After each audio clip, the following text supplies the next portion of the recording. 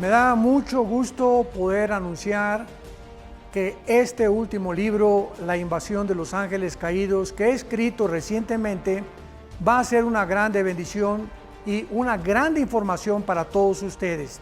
¿Por qué? Porque tanto en los canales de televisión como en las series de Discovery Channel y National Geographic han tratado de investigar tanto dentro de la ingeniería, dentro de la investigación espacial, y dentro de todas estas áreas de las disciplinas que existen, qué fue lo que sucedió con las pirámides de Giza, las de Machu Picchu en Perú, las de Stonehenge en Inglaterra, las construcciones de los mayas que no tienen explicación para que hace 4000 años hayan podido ellos desarrollar el calendario solar que actualmente lo tenemos. Y todas estas respuestas las pude concentrar en este libro, La invasión de los ángeles caídos, que podrán ustedes conseguir en Editorial Berea y también en Amazon y en todas las librerías cristianas. Estoy seguro que será de grande bendición para todos ustedes.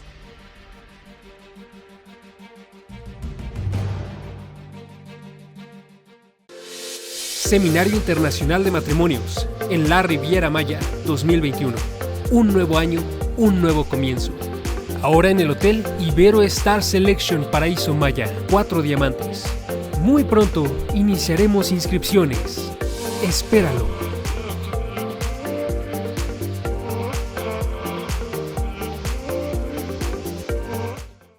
El doctor Armando Alducin presenta Tomo 4 del Antiguo Testamento. Continúa tu recorrido a través de la Biblia en 134 videoconferencias del Dr. Armando Alducin. Descubre lo que Dios quiere comunicarte en nuestra USB especial y lleva la palabra en todo lugar. Examinaremos el libro de Nehemías, Job, Salmos, Proverbios y Eclesiastés. Descubre la sabiduría de Dios para formar líderes que construyen con base en la palabra de Dios. Experimenta el misterio del sufrimiento y conoce a un Dios soberano y maravilloso. Aprende a alabar a nuestro Dios en oración y conoce la verdadera sabiduría que guiará tu vida por el mejor camino. 134 videoconferencias del Dr. Armando Alducin. El Dr. Armando Alducin presenta 89 videoconferencias sobre el cristianismo.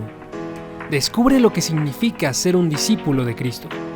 ¿Qué define la vida de un cristiano? Descubre cómo llevar una comunión con Dios a través de una vida de oración, de la lectura de la Biblia y de una vida en crecimiento. Aprende a estudiar la Biblia para poder conocer a Dios y tener un sustento a través de toda prueba y toda fase en tu vida. Conoce las enseñanzas principales de la Biblia con temas como Aprende a orar, ¿quién es un cristiano? Conoce a Dios, la fe en acción y más. Prepara tu corazón para la vida de fe en un set de 89 videoconferencias con el Dr. Armando Alducin.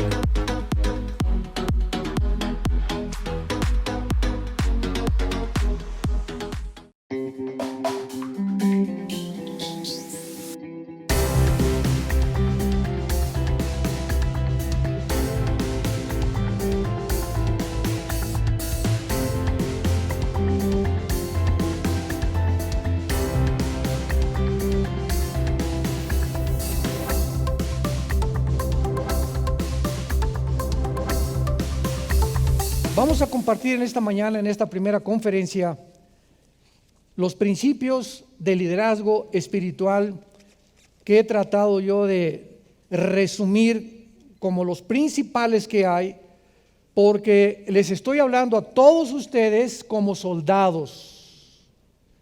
Les quiero hablar a ustedes, como decimos en México, de frente, poniendo los puntos sobre las íes, al pan pan y al vino vino. No vamos a andar con rodeos de ninguna especie, vamos a hablar claro. Y quiero hablarles a ustedes para decirles que nos encontramos en la época más peligrosa de la historia del cristianismo. En la tarde voy a hablar sobre la historia de la iglesia, pero vamos a poder comparar que los primeros 3 siglos que fueron perseguidos no se comparan ahora con la gran confusión que existe doctrinal, teológica, filosófica, religiosa, política, y el mundo está como una olla express a punto de explotar. Y ahora más que nunca, todos nosotros tenemos el grandísimo privilegio y la bendición del Espíritu Santo de abrir este libro y tener dirección. La sabiduría es aplicada a los que aplican el conocimiento, porque tú puedes tener mucha data, mucha información y no tener la sabiduría para aplicar lo que tú sabes. Entonces tú puedes tener un gran intelecto y conocer mucho de teología de la Biblia, pero si tú no aplicas lo que tú conoces, no puedes ser un hombre sabio, ni una mujer sabia. Así que tenemos que regresar a los fundamentos de la palabra de Dios, que es el propósito por el cual hemos tratado de hacer este seminario. Abran sus Biblias en el libro de Malaquías capítulo 2. Quiero usar un versículo como la base teológica de lo que vamos a desarrollar.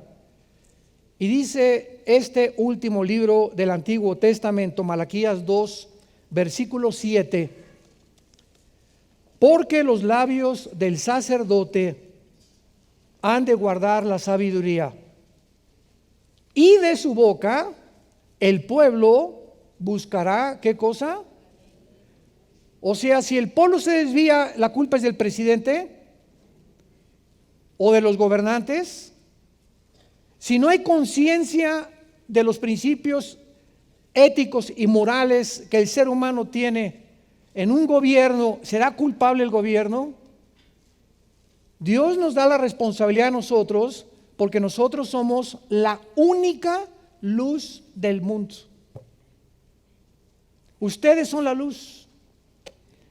Entonces, si nosotros salimos de la iglesia sin alumbrar, sin crear esta conciencia e influir en tu fuente de trabajo, en tu bufete de abogados, desde el púlpito, etcétera, etcétera, pues estamos perdiendo completamente el sabor, porque el pueblo va a buscar de nosotros la ley. Los profetas en el Antiguo Testamento eran la conciencia de los gobernantes y eran los que despertaban a los gobernantes la conciencia de lo que a Dios le desagradaba. Y dice la Biblia, porque nosotros somos mensajeros de Jehová de los ejércitos. Somos los mensajeros de Dios. No cabe duda que esto es una de las épocas más críticas y peligrosas del cristianismo en la que nos encontramos actualmente. La Biblia profetizó esto por todos lados. Comenzamos advirtiendo que no va a haber el famoso avivamiento que se ha predicado durante los últimos años que viene al mundo. Argentina para Cristo, México para Cristo, ni en la Biblia del Mormón encuentran eso. Costa Rica para Cristo, no hay absolutamente ninguna escritura hasta terminar la Biblia, cuando regresemos al milenio, que las naciones servirán a Jesús. Va a haber pequeños grupos y remanentes en todas las naciones, en todas las iglesias hay remanentes muy pequeños de verdaderos discípulos de Cristo, que siguen a Jesús. Pero eso de hablar de que un avivamiento y que esta nación para Cristo, vuelvo a repetir, no sé de dónde lo sacaron, pero no está en la Biblia. La Biblia habla claramente, cuando Jesús venga, ¿encontrará fe en la tierra? Porque Mateo 24:12, por enfriarse el amor, se va a enfriar completamente la situación y la armonía en el cristianismo. 1 Timoteo 4:1, el Espíritu dice que en los últimos tiempos apostatarán de la fe, escuchando a espíritus engañadores. 2 Timoteo capítulo 4, si alguien no se conforma a la doctrina sana de Jesucristo, está envanecido, nada sabe. 2 de Pedro capítulo 2, versículo 1 al 3, porque vendrán falsos maestros, falsos apóstoles, que harán mercadería y comenzarán a cobrar por predicar el evangelio. Esa es la época en la que estamos viviendo. Y el cristianismo está completamente absorto, ¿verdad?, en otros movimientos, en otras filosofías, porque no han podido entender claramente las señales de los últimos tiempos. Vamos a comenzar en el liderazgo espiritual, en esta conferencia. ¿Cuál creen ustedes que es la principal prioridad de un líder espiritual? Y no solamente de un líder, porque cuando hablamos de líderes, si tú eres padre de familia, no estamos hablando solamente a pastores. Si tú eres papá, tú eres un líder espiritual. Si cualquier varón en cualquier aspecto que se encuentre en cualquier disciplina académica que tú hayas desarrollado, tú eres un líder espiritual. Porque a nosotros Dios nos encargó esta responsabilidad. Entonces, la principal responsabilidad y la principal prioridad la establece Mateo 6:33. Busquen en segundo lugar. Eso dice. En tercer lugar. ¿Qué es primero? ¿Qué hay antes del primero? Nada. Entonces, cuando Jesús dice, busquen, número uno en tu vida, búscame. Búscame a mí con todo tu corazón. Esta es la principal prioridad y lo pueden apuntar, la comunión con Dios. Vamos a abordar este tema y a desarrollarlo para entender que fuimos llamados en primer lugar, no a predicar, no a evangelizar, no a mandar misioneros, no a no emborracharnos, ni tampoco tener relaciones sexuales ilícitas. El principal llamado de donde surge todo el poder que podamos tener para enfrentar al mundo que nos rodea es si ponemos en primer lugar nuestra comunión con Dios. Vamos a ver algunos ejemplos desde el Antiguo Testamento, pasando después al Nuevo Testamento, para que vean que por toda la Biblia corre este principio espiritual. Josué 1, del 8 al 9. Josué acaba de recibir la estafeta de Moisés. Moisés, el más grande líder conocido en el Antiguo Testamento, además fue profeta desde luego Moisés, pero la calidad que tuvo Moisés en el liderazgo, ¿saben ustedes a qué se atribuye? La calidad que Moisés tuvo en el liderazgo se atribuye a su carácter. 40 años en Egipto aprendiendo filosofía, todas las milicias y las letras de los egipcios y las letras de todo que lo podía aprender, armamento y libros y literatura. 40 años salió con la cabeza hinchada de conocimiento intelectual Moisés. Por lo menos 5 doctorados le dieron. Y de ahí Dios lo toma y lo manda a la escuela del silencio, a donde ni las lagartijas le podían hablar. 40 años sin hacer nada, absolutamente nada. Y en esos 40 años, Dios consideró en su soberanía y sabiduría que para levantar la clase de líder que él necesitaba, de guiar a 2 millones de cabritos, porque no fueron ovejas las que salían de Egipto, era una bola de cabritos. Había boas, mazacuatas, coralillos, cascabeles, ratas. Había con una contaminación imprescindible. Un hombre como Moisés tenía que soportar las quejas, las traiciones, las murmuraciones, el sol, la traición, la persecución. Tenía que ser un hombre blindado. Y lo blindó 40 años en el desierto. Jesucristo, 30 años haciendo mesas y sillas. Y cada vez que Jesucristo clavaba la madera, Él estaba desarrollando la cruz donde Él iba a morir. Él trabajó en lo que iba a ser su crucifixión con la madera. ¿Se imaginan a Cristo a los 22 años? Señor, se están muriendo las personas. Sigue haciendo mesas. A los 25 años Jesús, Padre Santo, hay endemoniados, déjale que sigan con sus demonios. Pero no, me mandaste a los 28 años, Señor, ya estoy listo. Es que tu tiempo no es mi tiempo. Yo tengo una agenda para cada uno de ustedes. Y mientras nosotros no estemos preparados de acuerdo a la soberanía y al conocimiento de Dios, Dios no puede darte un ministerio Y si te lo da y tú entras al ministerio antes de tiempo, te acaba el diablo. No hay cosa más trágica en la vida cristiana que alguien alcance el éxito sin tener carácter y sin estar preparado. Y el carácter nos los da nuestra comunión diaria con Dios. Ahí es donde Dios forja la vida interior de nuestra vida espiritual. Josué, versículo 8 y 9, el capítulo 1. Nunca, Josué, quiero que entiendas esto, nunca se aparte de tu boca este libro de la ley.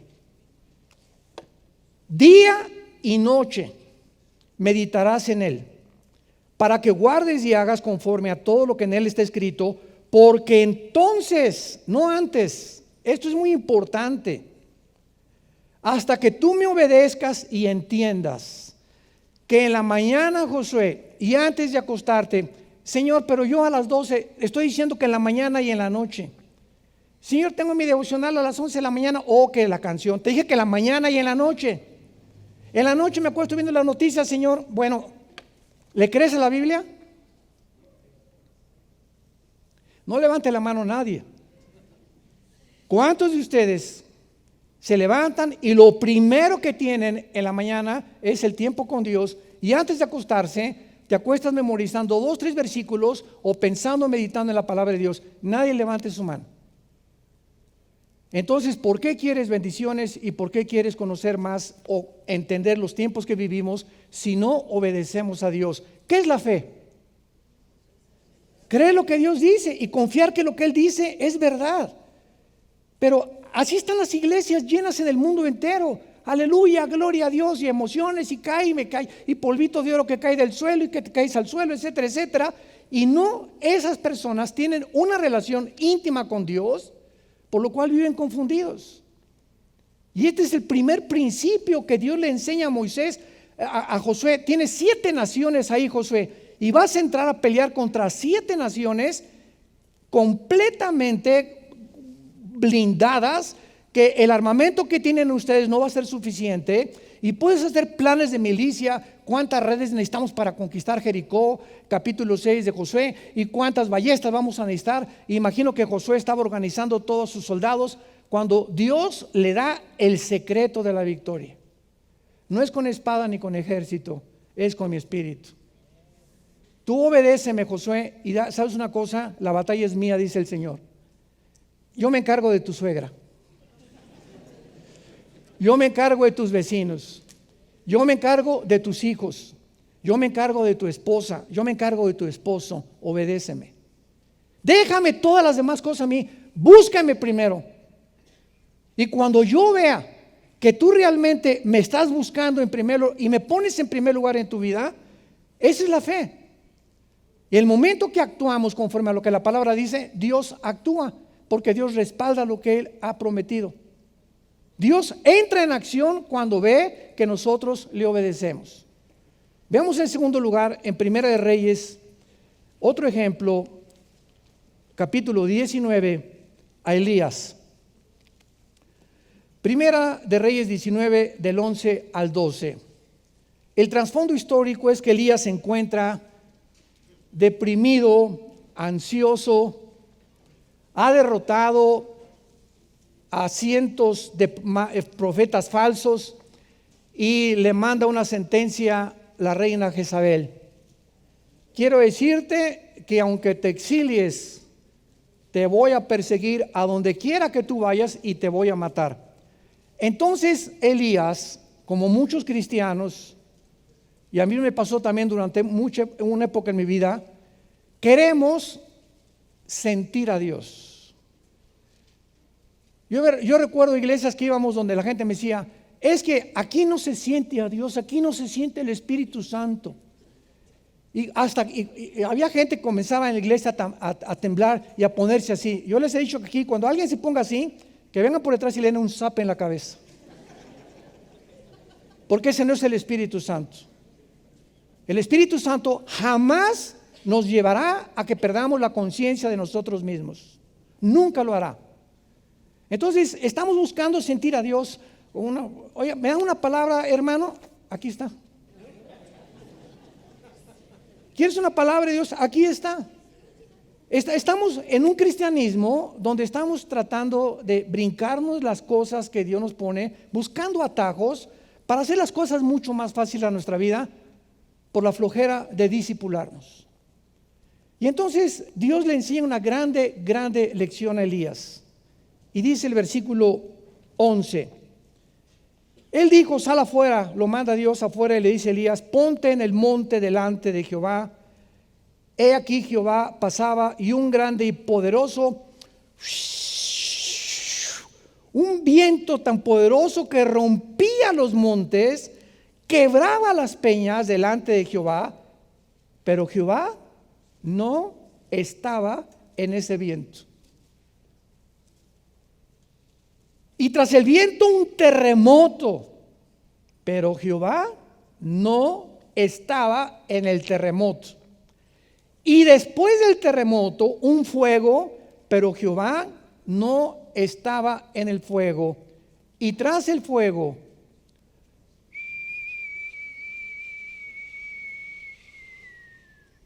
un silbo apacible. Ahí, en el silencio de la cámara de oración, encuentras a Dios. Dios, santos, trabaja de dentro hacia afuera. Cuando Dios mandó construir el tabernáculo, comenzó con el lugar santísimo. Y de ahí el lugar santo, el atrio, pero comenzó desde dentro, desde su trono. Y cuando Dios trabaja en nuestras vidas, trabaja de dentro hacia afuera, porque el diablo trabaja de afuera hacia adentro. Entonces, el diablo quiere que vivamos en nuestras emociones, en nuestros sentimientos, en que sintamos, y si no sintemos algo y no nos caemos al suelo, o no tiemblo, o no soy sacudido por algo, o no veo algo espectacular, no voy a poder tener paz ni confiar en Dios. Y en uno de los salmos, Dios lo escribió claramente: Dios al pueblo le enseñó sus obras, sus milagros, pero a Moisés sus caminos. El pueblo durante 40 años cayeron codornices, sus zapatos nunca se echaban a perder, vieron que salía agua de las rocas. El pueblo vio milagros. Y ahora el pueblo de Dios continúa repitiendo lo mismo que en el Antiguo Testamento. Queremos ver algo espectacular, un milagro. Si un paralítico se levanta de la silla de ruedas, voy a creer. No es cierto, no es cierto, no es cierto, porque la fe no es por ver, es por el oír la palabra de Dios. Entonces se levanta un paralítico y tus emociones son afectadas. De veras, ¿no? ¿Cuánto te va a durar este sentimiento de expectación que tuviste al ver al paralítico levantarse? ¿2 días? ¿3 días? ¿Qué es lo que nos transforma? La palabra que está enraizada dentro de nosotros. Eso es lo que tenemos que alimentar. Y cuando seguimos un cristianismo de ver o campañas de milagros, estamos completamente igual que el pueblo de Israel. Número 3, Jeremías capítulo 23. A Jeremías se le llama el profeta llorón. ¿Por qué? Porque él fue testigo del exilio babilónico y de la forma como Jerusalén, la ciudad amada, el templo, los sacrificios, el sacerdocio se acabó para Israel en el exilio babilónico. Y Jeremías recibe la revelación de Dios, capítulo 23, donde él atribuye todo lo que le pasó al pueblo de Israel al mismo factor. Veámoslo, versículo 18. Comienza con una pregunta: ¿quién estuvo en el secreto de Jehová? Y vio y oyó su palabra. ¿Quién estuvo atento a su palabra y la oyó? Pregunta: ¿sabes tú qué es el secreto de Jehová? ¿Qué es un secreto? Cuando estoy con una persona y la que está aquí no me escucha, porque le estoy hablando en secreto. Nada más quiero que esa persona me oiga. Y ese secreto de Jehová es el tiempo de nuestra oración con Él, donde estás tú y Él nada más. Las reuniones de oración son otra cosa, pero es el tiempo devocional que tenemos diario con el Señor Jesucristo. Y está preguntando Jeremías, ¿quién estuvo orando? ¿Quién ha puesto a Dios en primer lugar? ¿Quién tiene comunión con Dios? Porque ahí vas a ver y ahí vas a oír su palabra. Ahí vamos a ver. No físicamente, Dios nos va a abrir en nuestro tiempo que pasemos con Él. Vamos a tener imágenes en nuestra mente de cosas espirituales que Él nos va a revelar, porque cosas que no han subido al corazón ni han oído son las que Dios tiene escondidas para los que viven de rodillas. Ahí vamos a ver a Dios y ahí vamos a oír y ahí vamos a discernir entre el bien y entre el mal. Ahora vean lo que dice en el versículo 21 del mismo capítulo. No envié yo a aquellos profetas, pero ellos corrían. Yo no les hablé, pero ellos profetizaban. Porque si ellos hubieran estado en mi secreto, habrían hecho oír mis palabras a mi pueblo y lo habrían hecho volver de su camino y de la maldad de sus obras. ¿Cómo puedes tú guiar a una iglesia, hermano pastor o hermano líder? ¿Cómo puedes guiar a tu familia si antes no has estado con Dios? ¿Cómo puedes atreverte a creer que tienes la sabiduría de educar a un hijo o a una hija, o dar un consejo a tu iglesia, o una palabra fresca el domingo, cuando antes ni siquiera tuviste 4 o 5 horas diarias entre la semana, 1, 2, 3 horas de oración para poder darle el alimento fresco que el pueblo de Dios necesita? Si ellos hubieran estado, dice Jeremías, si estos falsos profetas hubieran entendido que lo que más importa es vivir de rodillas cerca de Dios, ellos hubieran tenido la sabiduría para guiar a mi pueblo. Pero esta es la razón del fracaso de la mayor parte del liderazgo espiritual. Número 4.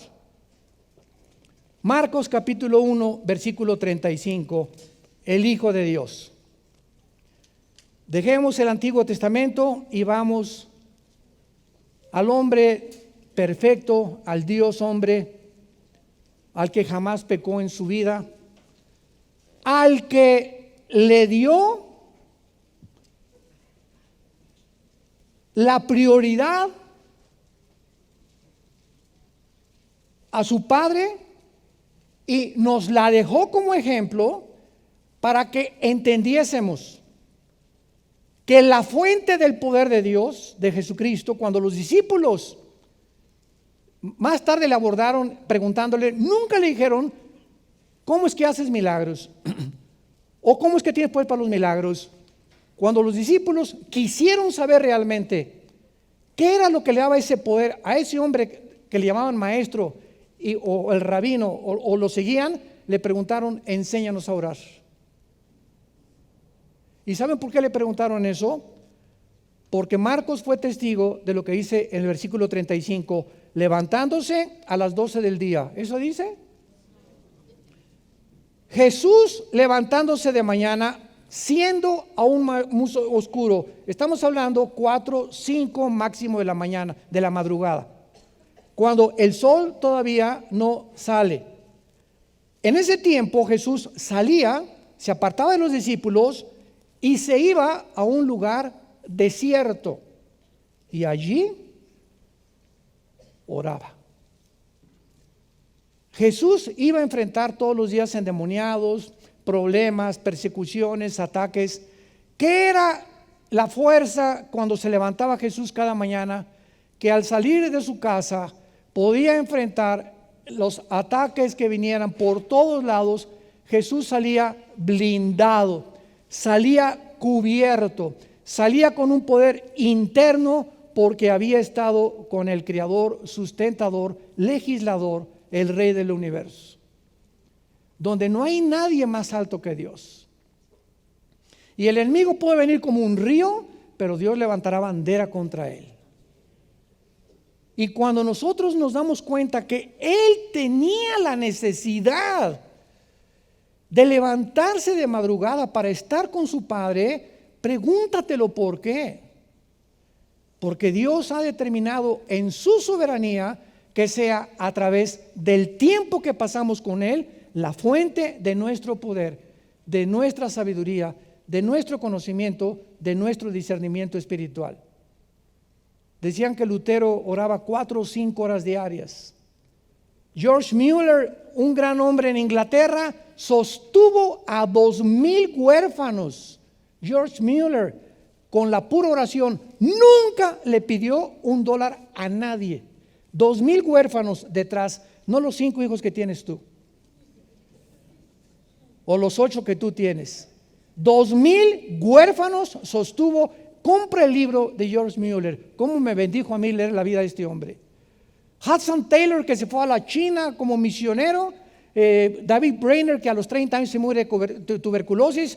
Todas las biografías de todos los grandes misioneros y hombres de Dios que tú puedas conocer, te das cuenta que el secreto de su poder espiritual no estaba en una doble unción o una nueva unción Virgen del Socorro. ¿De dónde sacaron eso? Pero eso lo vamos a hablar más tarde. Vemos en quinto lugar, vamos al libro de los Hechos, capítulo 6. ¿Cuál creen, hermanos pastores y hermanos líderes, que fue el principal problema, el primer problema que enfrentó la iglesia cristiana? El primer problema que enfrentaron los apóstoles cuando la iglesia se formó mediante el bautismo del Espíritu Santo en el cuerpo de Cristo. El primer problema que enfrentaron los apóstoles fue un problema de prioridades. En aquellos días, Hechos capítulo 6, como creciera el número de los discípulos, hubo murmuración de los griegos contra los hebreos, de que las viudas de aquellos eran desatendidas en la distribución diaria. Entonces los 12 convocaron a la multitud de los discípulos y dijeron: no es justo, o sea, que nosotros los apóstoles dejemos, ¿qué cosa? La palabra de Dios para servir a las mesas. Busquen, hermanos, entre ustedes a 7 varones de buen testimonio, llenos del Espíritu Santo y de sabiduría, a quienes encarguemos este trabajo. Y nosotros, que quede claro, persistiremos en la oración y en la predicación de la palabra. Tenían que poner los puntos sobre las íes. El pastor no es el que recoge la ofrenda, el que administra, el que hace por aquí por allá. El pastor es llamado, somos llamados a vivir de rodillas. Somos llamados a vivir de rodillas, hermanos santos de Dios, y a vivir en la palabra.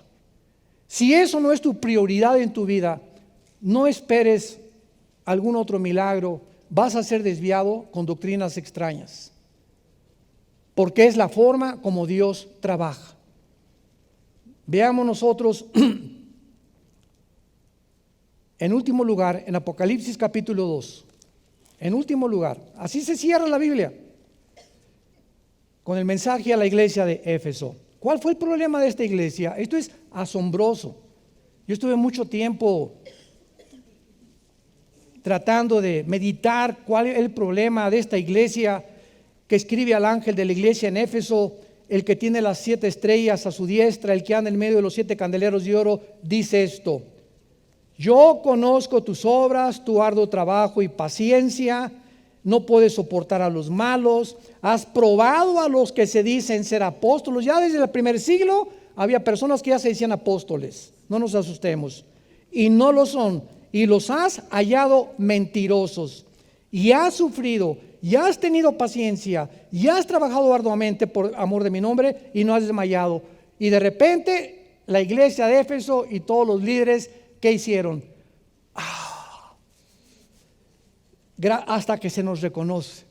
Gracias, Señor, yo sabía que tú has visto todo, he andado repartiendo folletos y anda estas cosas, y mira, soy celoso de la doctrina, etcétera, etcétera. Lo increíble de esto es que a pesar de que todas estas cosas eran buenas, no dice porque fueron borrachos, parranderos, ni jugadores, ni adúlteros, hicieron puras cosas buenas.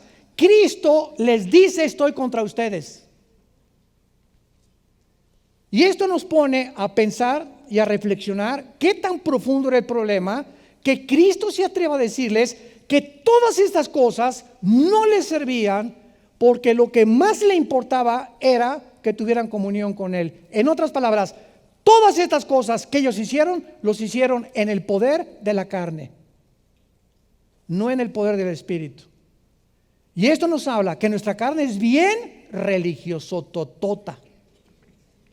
Los mormones nos ganan, ni café toman. Si estamos hablando de quién tiene una vida más asceta y más todo, ¿verdad? No, pues es que los que duermen en la cama de piedra y los monjes que se van ni a Disneylandia van, ni ven películas ni nada. Otros no toman café. Hay mujeres que hasta el vestido hasta abajo, ni un tatuaje no trae nadie. Los hombres, y comenzamos a juzgar la vida cristiana y la vida espiritual por las cosas externas, y no se trata de eso. Y yo no pongo árbol de Navidad, y los que ponen árbol de Navidad son los babilonios y los hijos de los fariseos, ¿verdad? Que legalistas, que cómo es posible que pongan árbol de Navidad, etcétera, etcétera. Y ya viste el hermano que toma vino, Jesús, María y José, es un borracho. Y ya viste los tatuajes de ese muchacho. Mira, si tú eres gordo, no te atrevas a criticar un tatuado, porque nuestro cuerpo es el templo del Espíritu Santo. ¿Qué le hace más daño? ¿La panza que tienes de una catedral? ¿O que alguien se pinte cosas en el cuerpo? No te atrevas a ponerle un dedo a un muchacho que esté tatuado cuando tú tienes una panza de Santa Claus. El reino de Dios, no lo hemos podido comprender, no consiste en todas estas cosas. El activismo, hay pastores activos por aquí, por allá, y recorremos esto y el otro, cielo, mar y tierra, y creemos que estamos agradando a Dios. Ahora, si eso lo hacemos cuando nuestra prioridad brota lo que estamos haciendo de nuestra comunión diaria con Dios, estamos en el Espíritu. Pero cuando tú te consagras a la obra de Dios y quieres involucrarte en la obra de Dios y hacer muchas cosas, cuando no has entendido que tenemos que partir de nuestra comunión diaria con Dios, todo lo que hagas es basura y como un trapo inmundo delante de Dios. Han dejado su primer amor. Todo lo que ustedes hacen es muy bueno. Probar apóstoles, todo, pero todo ha sido, hay personas que tienen paciencia sin tener al Espíritu Santo. Hay personas que están contentas sin tener al Espíritu Santo. Hay personas que son activísimas en el coro, en la alabanza, pastores, sin tener el poder del Espíritu Santo. La carne es consagrada, religiosa, porque no hemos entendido a qué hemos sido llamados, a tener comunión con Dios. Esta es la vida eterna, que te conozcan, Juan 17:3, a ti y a Jesucristo quien has enviado. Esta es la vida eterna. ¿Qué es la vida eterna? Conocer a Dios. ¿Cómo lo voy a conocer a Dios si no tengo contacto con Él? ¿Cómo puedo conocer a mi esposa y le puedo traer a mi esposa un abrigo de pieles? Mira lo que te compré, puros minks, tu Mercedes-Benz, mi amor. Y a los 6 meses llega mi esposa: oye, Armando, gracias, todo lo que has hecho es muy bueno. Me has dado un buen vestido, un buen traje, tengo un buen carro en el garage. Pero ¿sabes una cosa? Tenemos tú y yo más de 4 o 5 meses que no nos hablamos, que no tenemos contacto tú y yo. En la noche roncas como Thornton en reversa. Jamás me platicas. No tenemos en el café, vamos con mi iPhone y ella con su iPhone, y te podemos estar 40 minutos en un café sin dirigirnos la palabra con el periódico aquí.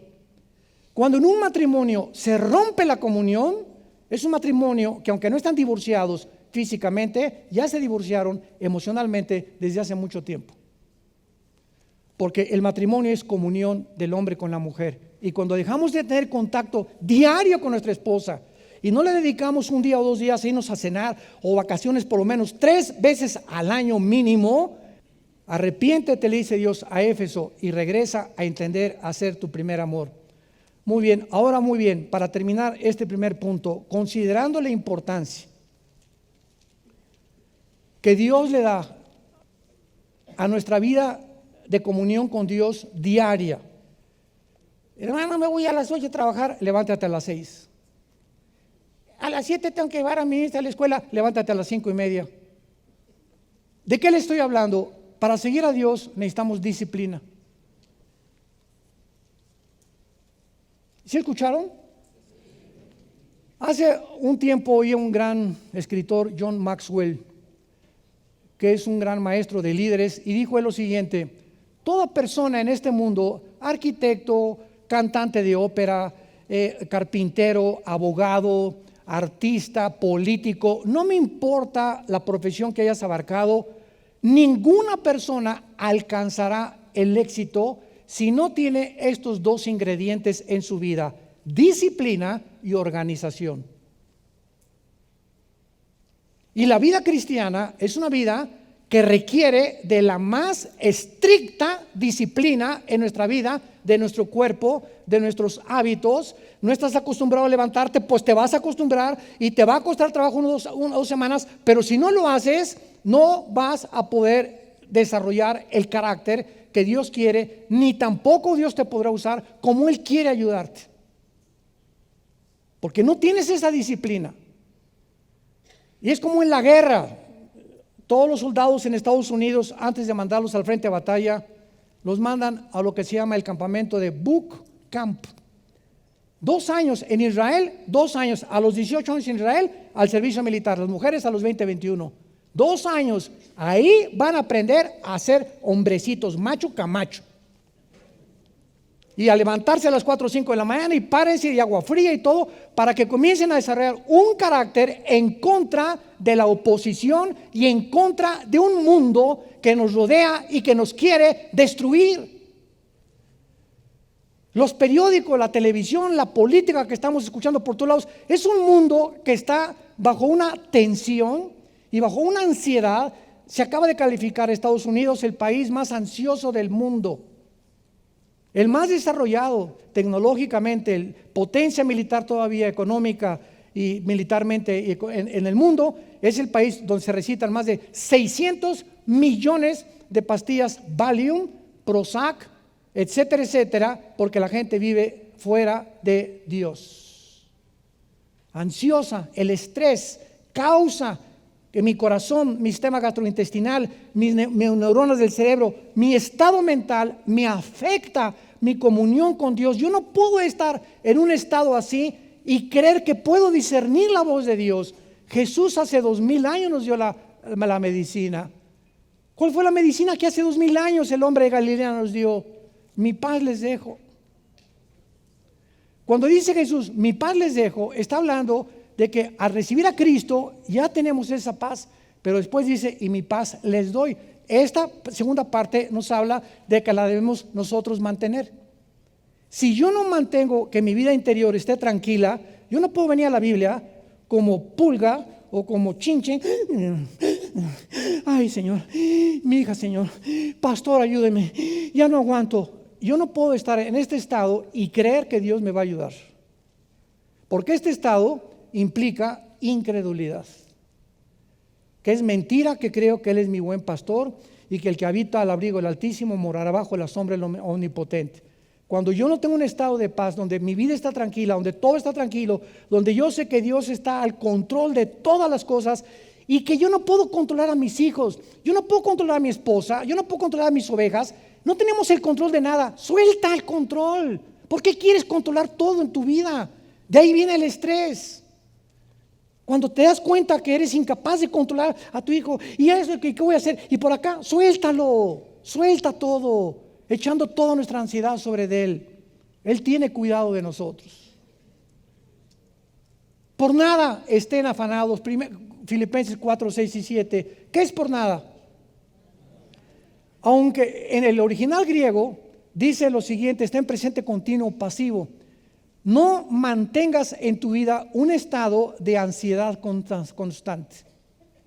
No mantengas en tu vida un estado de ansiedad constante. Porque en ese momento te estás desconectando, te estás desenchufando de Dios. Y te puedes volver muy activo y sigues en la obra de Dios y sigues predicando y sigues haciendo muchas cosas. Pero si tu vida interior no está en paz, yo no puedo venir a la Biblia en un estado de estrés, porque para que yo pueda discernir y que el Espíritu Santo me ilumine, necesito estar en paz dentro de mi vida y en paz con Dios también. Considerando esto, el diablo va a atacar nuestra vida de oración. Es lo que más ataca el diablo.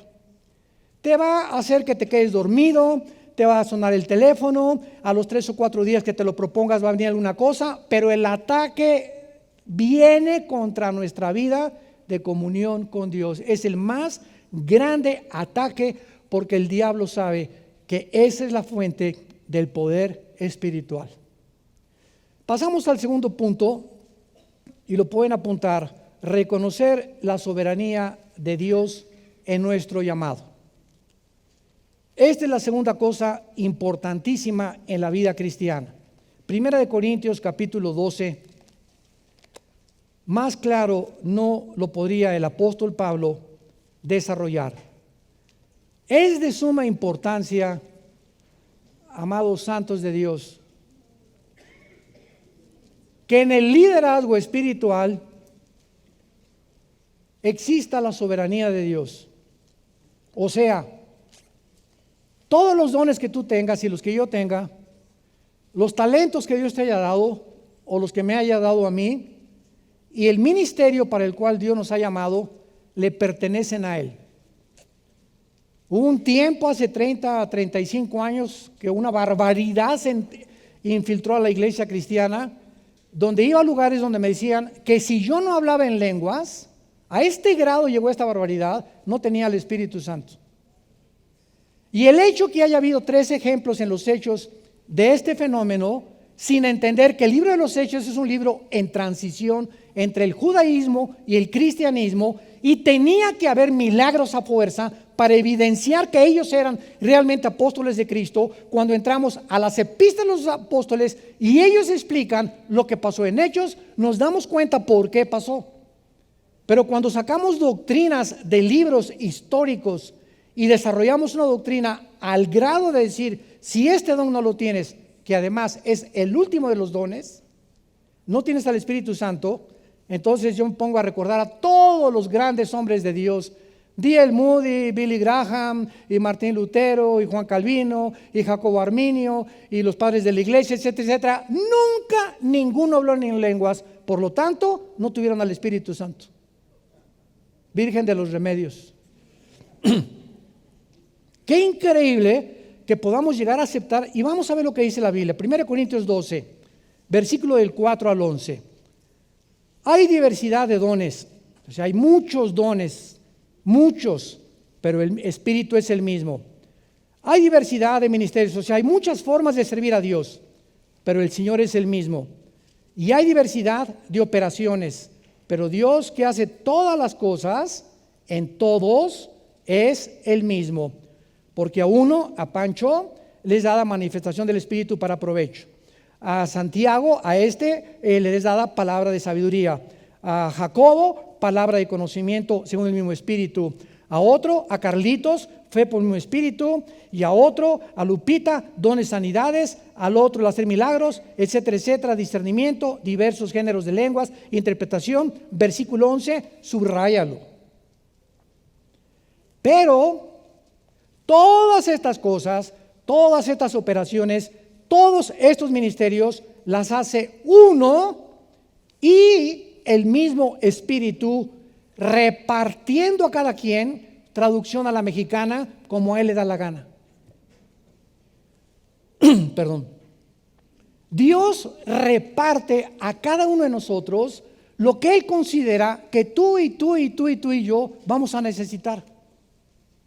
Nosotros no sabemos, me acuerdo cuando Dios me llamó en 1974 al ministerio, yo creí que Dios me había llamado para ser misionero. Me fui 3 años a la sierra, entre Oaxaca y Guerrero.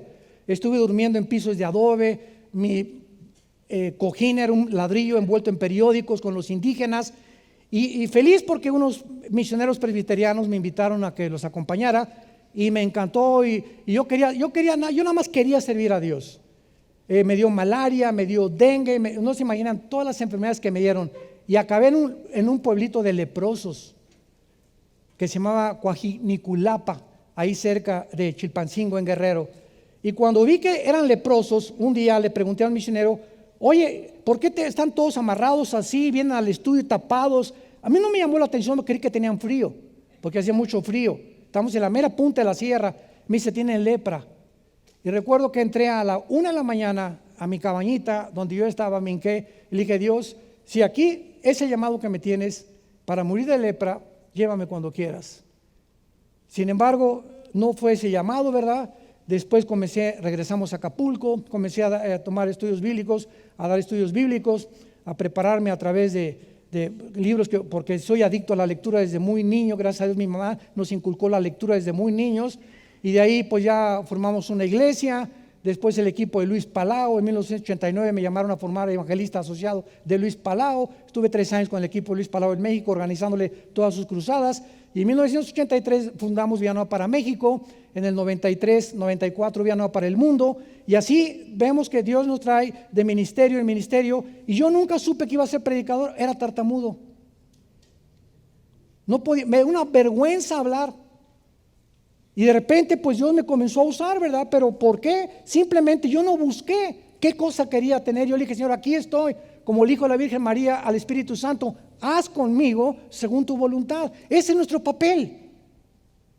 Haz conmigo según tu voluntad, dame lo que tú quieras, Señor, los dones que tú consideres, el talento, dímelo. Yo no solamente quiero conocerte, esta es la vida eterna, estar cerca de ti, saber quién eres, conocer tu poder, y esto, todo lo demás es por añadidura.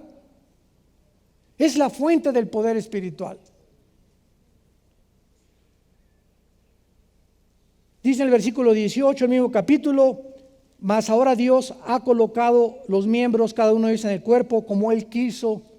Dios ha colocado a los pastores, a los predicadores, a los maestros, a los misioneros, como Él quiso. Él es soberano en nuestros dones y en nuestro llamamiento. Nuestra autoridad y poder espiritual, lo repito, nuestro llamamiento y nuestro poder espiritual no está limitado a una nueva unción que recibamos por el amor de Dios. ¿Cómo es posible que se atrevan en muchos lugares a decir la nueva unción? Espíritu Santo, ven, pues ¿qué no lo tienes ya? Espíritu Santo ya en este lugar, pues ahí está en medio de nosotros. Comenzamos a cantar cantos también que son antibíblicos. Espíritu Santo, ven, ahí voy, espérenme tantito.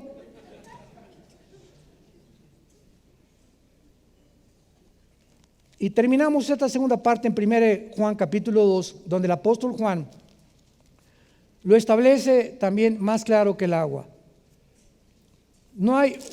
Cuando hablamos de una unción, estamos hablando de la presencia del Espíritu Santo, que tú y yo, cuando reconocimos nuestro estado pecaminoso delante de Dios y nos dimos cuenta que no había nada en nuestra vida que podía solucionar nuestro problema, Dios envió a su Espíritu, nos selló con su Espíritu, nos hizo nacer de nuevo, nos bautizó con su Espíritu en el momento de la conversión. Y esta presencia del Espíritu Santo dentro de nosotros se llama la unción. Cristiano, pequeño, ungido. ¿Quién es un cristiano? No es el que va a la iglesia evangélica, o a la católica, o a la mormona, o a la presbiteriana. Un cristiano es un ser humano que tiene la presencia del Espíritu Santo dentro de su vida. Porque la iglesia no nos hace cristianos. A la iglesia, denominación que tú vayas. Entonces, ese es un cristiano. Y esta unción, Efesios 1, 13 y 14, la tenemos hasta el tiempo de la resurrección. Cuando resucitemos, el Espíritu Santo ya nos deja. ¿Por qué? Porque seremos igual que Él, 1 Juan 3, 3, como Cristo. Ya no vamos a necesitar el Espíritu Santo, pero hasta que muramos, el Espíritu Santo nunca nos va a abandonar. No podemos perder la salvación, porque es salvación eterna, no es temporal ni prestada por algún tiempo. Mientras te portas bien, la tienes. Me porto mal, se ve el Espíritu Santo. Me arrepiento y a las 3 semanas me regreso otra vez. Peor que los católicos. Increíble a lo que hemos llegado. Dice 1 Juan capítulo 2, versículo 20, pero ustedes tienen la unción del Santo y conocen todas las cosas. Versículo 27, pero la unción que ustedes recibieron de Él permanece en vosotros y no tiene necesidad de que nadie les enseñe, como la unción nos enseña todas las cosas y es verdadera y no es mentira, según ella os ha enseñado, permanece en Él. Cuando el Espíritu Santo entra en nuestra vida, Ya no necesito que mi profesor de química, y mi profesor de física y mi profesor de matemáticas, que tienen 3 doctorados en ciencias políticas, me digan de dónde vengo, ni quién soy, ni a dónde. Ya no tengo necesidad que nadie del mundo me enseñe nada. Mi maestro es el Espíritu Santo. Entonces, ¿cómo podemos llegar, verdad? Es que aquí se siente la unción. Y tócame para que tenga la unción. ¿De dónde hemos sacado tantas cosas, santos de Dios? ¿De qué Biblia? No sé ni cuál inventaron o cuál tradujeron mal, pero por más que le busque, yo no encuentro esas doctrinas que han entrado a la iglesia, que están completamente corrompiendo y debilitando el poder espiritual que Dios quiere que nosotros tengamos. Y finalmente, rápidamente, ya no me va a dar tiempo para más puntos, pero quiero abordar rápidamente los siguientes puntos que necesitamos considerar. El cristiano necesita una vida disciplinada. 1 Corintios 9, 26 y 27. Si dice Pablo, si yo no sujeto mi cuerpo y lo pongo en servidumbre, seré sacado. No dice perder la salvación, se dice seré sacado del ministerio. O sea, a lo mejor puedo seguir sirviendo a Dios, y muchos siguen sirviendo a Dios, como decía Leonardo Ravenhill, un gran escritor cristiano. En muchas iglesias, si el Espíritu Santo se fuera, seguirían trabajando como iglesias. Increíble. Entonces, tenemos que comprender esto, que la disciplina que nosotros tengamos nos mantiene dentro del camino para ser usados por Dios. Disciplina en el comer, number 1. Nuestro cuerpo es el templo del Espíritu Santo. Nuestro cuerpo necesita mínimo 2 litros de agua diarios. Agua de horchata, agua. De Jamaica, agua. Y si es alcalina, 1000 veces mejor. Nuestro cuerpo necesita 8 horas diarias de dormir. Es que me acuesto a las 12, me levanto a las 5. Ni San Martín de Porres, hijo. Comenzamos a creer que porque dormimos poco y nos esforzamos tanto en la vida de Dios, Dios está agradando de nosotros. Mira todo lo que ha hecho el Señor por ti. Y nada de eso le agrada a Dios. Conozcamos al Dios de la Biblia. Él nos quiere a nosotros. Él decía de nosotros. No le diga, Señor, dame más de ti. Él quiere más de nosotros. Cuando nosotros le demos más de nosotros, Él nos va a dar más de Él. No le pidas, dame más de mí, Señor, dame más, lléname, Señor, con tu espíritu. Ya lo tienes. Ahora necesitas la santidad, vivir en ese camino que Dios nos ha marcado para que podamos ser usados por Él. Esta vida disciplinada la tenemos que tener en todos los áreas. En el área sexual, un pastor nunca le da consejería a una mujer sola. ¿Jugará el hombre con fuego mientras sin que sus vestidos ardan? Un pastor nunca sube a una muchacha a su coche. Está lloviendo, te compro un paraguas y te mando en taxi a tu casa. Un pastor jamás acepta darle consejería a una mujer, sobre todo cuando son jóvenes. ¿Por qué? Porque la carne es débil. Los más grandes hombres de Dios de este libro, el rey Salomón, Sansón y David, los 3 cayeron por una mujer. Fue una mujer en el área sexual lo que impidió que estos hombres pudieran completar su ministerio. ¿Y cómo acabaron los 3? Aunque Dios tuvo misericordia de los 3 al final de sus vidas. Pero si no tenemos disciplina en nuestra vida y nos damos cuenta que no podemos coquetear con el pecado, ni estar haciéndonos ilusiones, ni mentes, ni fantasías con la del coro y con la que bailó y con la secretaria, etcétera, etcétera, vamos a caer. Nadie cae en el adulterio de la noche a la mañana. Te preparas psicológicamente semanas o meses anteriores que ya tienes ahí viendo internet, pornografía, y cuando venga la oportunidad, Dios ya te abandonó. Como a Sansón, creyó que el Espíritu Santo estaba ahí y se dio cuenta que Dios no juega con nosotros. No juguemos con el pecado, no coquetees con el pecado, ten una vida disciplinada, porque será la única forma de llegar al fin y de poder decir, he corrido la carrera, he peleado la buena batalla, hemos echado mano de la vida eterna y no nos imaginamos lo que Dios tiene para nosotros, tanto en esta vida como en la otra vida, a todos aquellos que puedan realmente vivir hasta el final y no darse por vencidos de la esperanza a la que Dios nos ha llamado a todos. Padre, te damos gracias por tu palabra.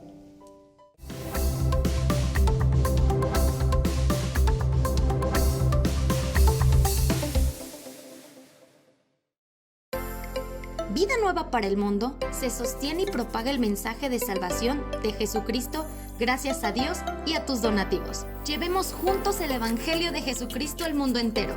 Realizamos eventos, seminarios, congresos y diferentes programas para dar a conocer el mensaje de salvación y el poder de nuestro Señor, transformando y edificando vidas de mujeres, hombres, niños alrededor del mundo. ¿Qué pasa cuando decides hacer tu donativo? Aunque no puedas llevar la palabra personalmente a todo el mundo, de esta forma lo estás haciendo. Con tus donativos o aportaciones, estás sembrando y formando parte de lo que Dios está haciendo en su obra. Estás ayudando a traer luz a la oscuridad, paz al conflicto y esperanza a los que no tienen ninguna. Dona desde México.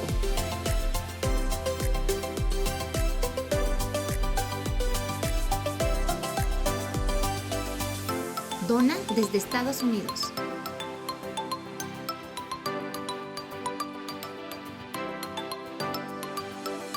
Para el resto de donaciones de otras partes del mundo, www.vidanuevaparaelmundo.org.mx/dona. Estamos cumpliendo la gran comisión. Por tanto, vayan y hagan discípulos a todas las naciones, bautizándolos en el nombre del Padre, del Hijo y del Espíritu Santo, enseñándoles que guarden todas las cosas que les he mandado. Y he aquí que yo estoy con ustedes todos los días hasta el fin del mundo.